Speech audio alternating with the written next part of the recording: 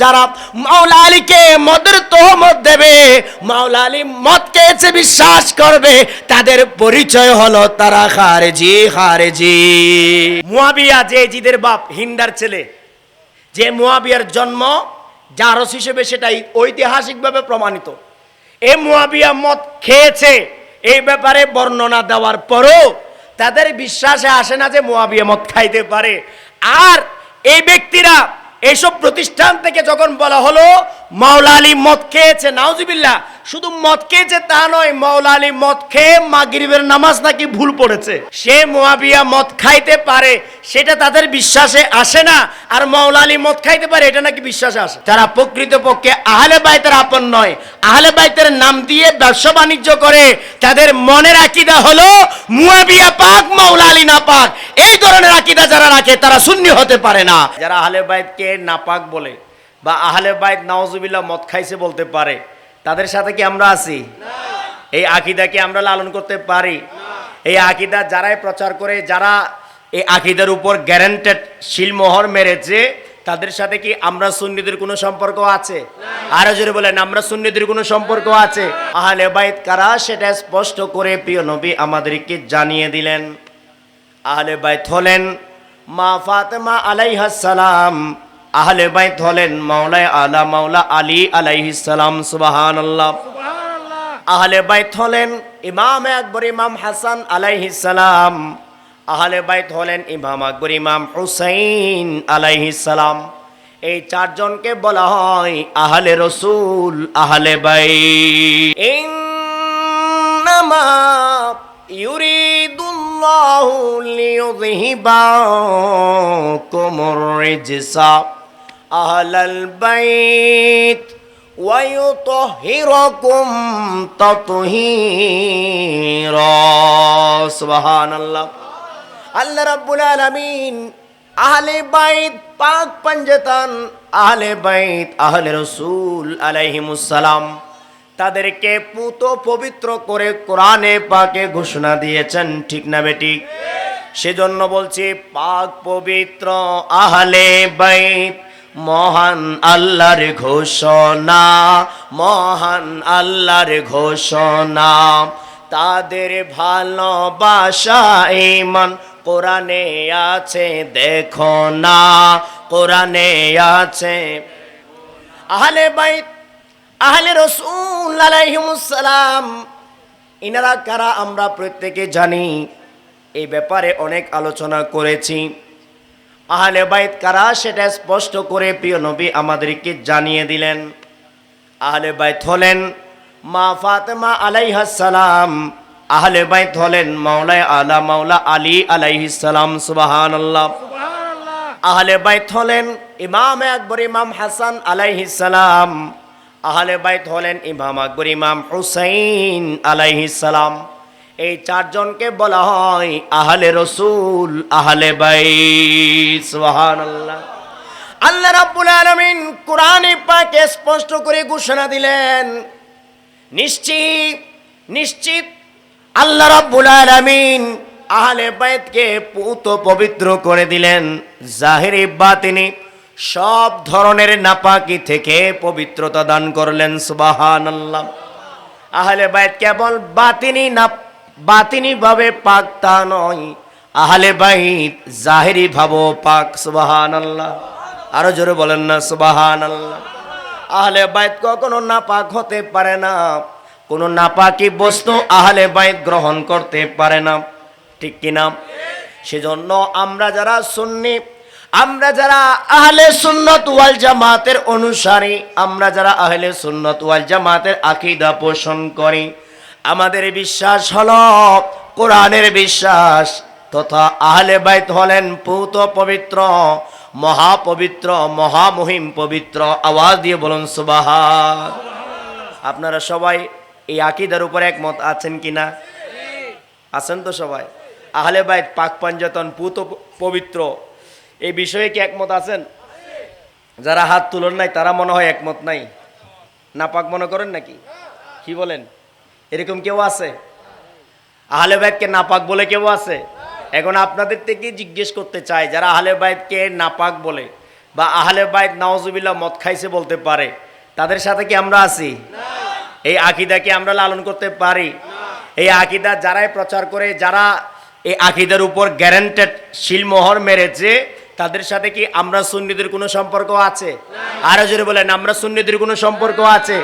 বিশ্ব সুন্নি আন্দোলন, আমরা বিশ্ব সুন্নি আন্দোলনের কথা আমার আগের বক্তা আল্লামা হাফিজ কারি ইলিয়াস শাহ মদ্দাজিল্লুহুল আলী তিনি তুলে ধরেছেন। তাই আমি বলছি, বিশ্ব সুন্নি আন্দোলন আমি যদি না বুঝি, ইসলাম তো আমরা বুঝি, ঠিক না বেঠিক?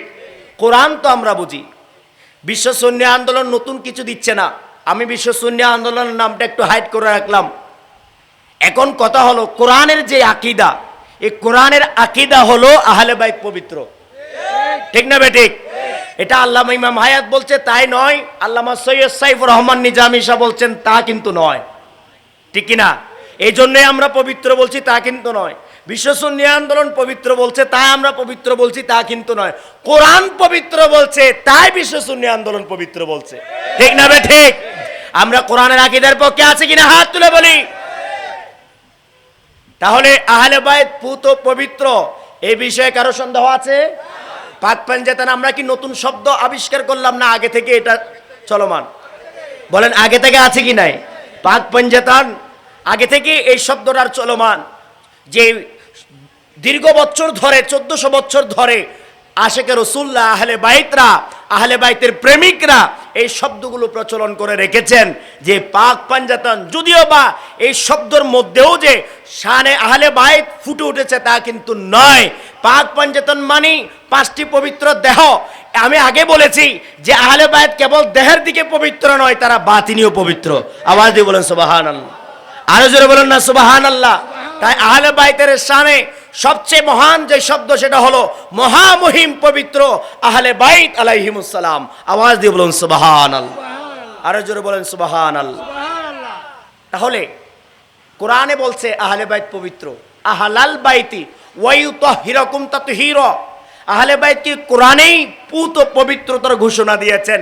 এখন আমরা আমাদের মতোই দেখতে মোল্লা মৌলবীরা যদি বলে আহলে বাইত নাপাক, মাওলা আলী নাপাক, মাওলা আলী মদ খেয়েছে, নাউজুবিল্লাহ বলেন, আরো জোরে বলেন না নাউজুবিল্লাহ।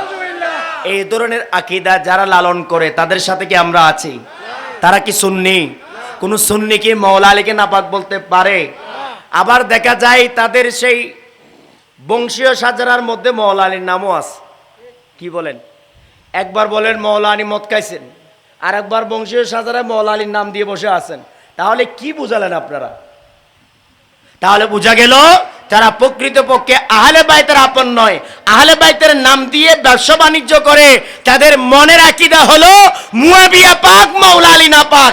এই ধরনের আকীদা যারা রাখে তারা সুন্নি হতে পারে না, ঠিক না বেঠে? আমরা যখন তুলে ধরেছিলাম আহলে বাইতের দুশমন মুয়াবিয়া আলাইহিল লানত, এই মদ খেত, শুধু মদ খেত তা নয়, মদের ব্যবসা করত।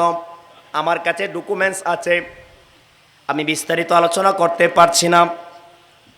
মদ খেত তা শুধু নয়, মদের ব্যবসা করত। বিভিন্ন জায়গায় জাহাজ ভর্তি করে মদ পাঠাইত। সে হলো মুয়াবিয়া। আরো জোরে বলেন নাউজুবিল্লাহ, জোরে বলেন না নাউজুবিল্লাহ। তার যত বড় বড় গভর্নর ছিল সবাই ছিল মদদি শরাবি।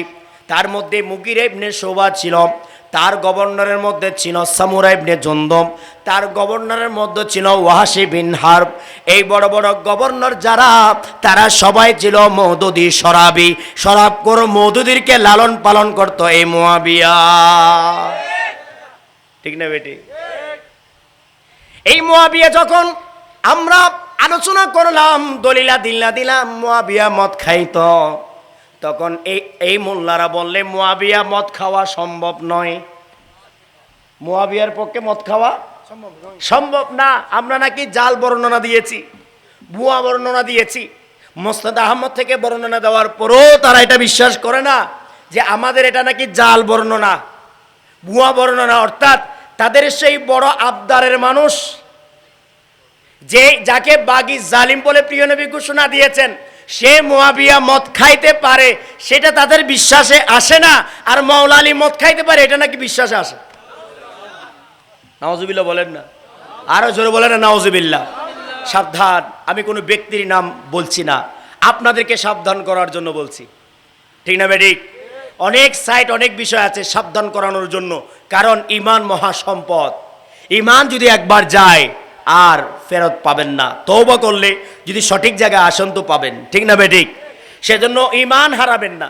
আমার আমল কম কি হতে পারে, আমি জিকির একটু কম করতে পারি, নামাজ একটু আজকে কম পড়লাম কালকে বেশি পড়ে সেটা আদায় করে দিতে পারি, আমার আমলের ঘাটতি হতে পারে, আমলের তারতম্য হতে পারে, আমলের বেশকম হতে পারে, কিন্তু ঈমানের কোনো ঘাটতি, আরো জোরে বলে ঈমানের কোনো ঘাটতি চলবে না। ঈমানের ঘাটতি আল্লাহ কবুল করবে না। ঈমান শতভাগ রাখতে হবে।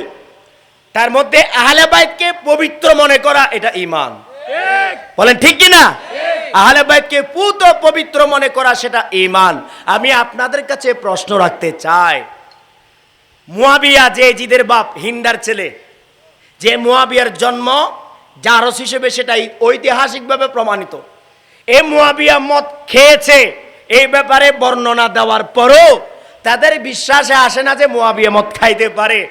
আর এই ব্যক্তিরা এইসব প্রতিষ্ঠান থেকে যখন বলা হলো মাওলা আলী মদ খেয়েছে, নাউজুবিল্লাহ, শুধু মদ খেয়েছে তা নয়, মাওলা আলী মদ খেয়ে মাগরিবের নামাজ নাকি ভুল পড়েছে।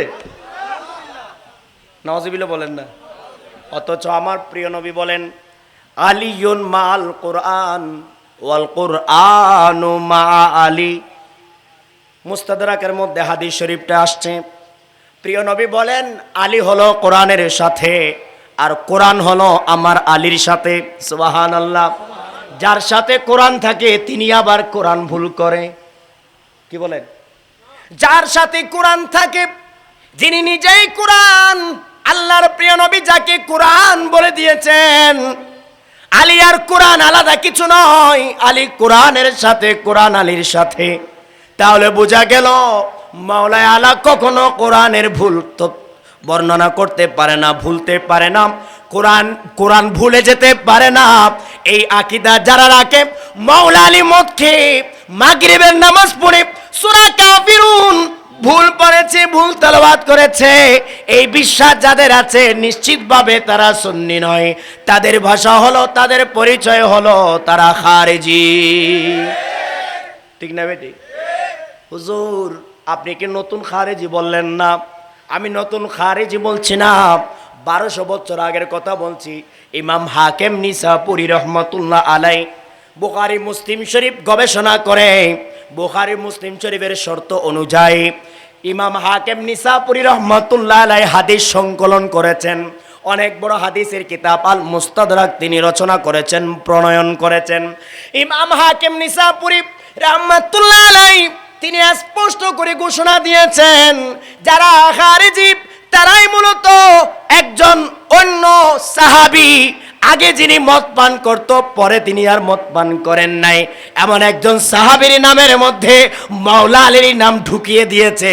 আহলে বাইতের দুশমনে খারিজিরা এখন পর্যন্ত যারা মাওলা আলীকে মদের তোহমত দেবে, মাওলা আলী মদ খেয়েছে বিশ্বাস করবে, তাদের পরিচয় হলো তারা খারিজি। খারিজি ঠিক কিনা? খারিজি মানে আল খারিজুনা আনিল ইসলাম। খারিজি মানে শব্দ না, খারিজি মানে ইসলাম নয়। ইসলাম থেকে খারেজ, ইসলাম থেকে বাহির, ইসলাম থেকে বিচ্ছিন্ন, ইসলাম থেকে আউট। যারা ইসলাম থেকে আলাদা হয়ে যায় তাদেরকে বলা হয় খারিজি। ঠিক কিনা?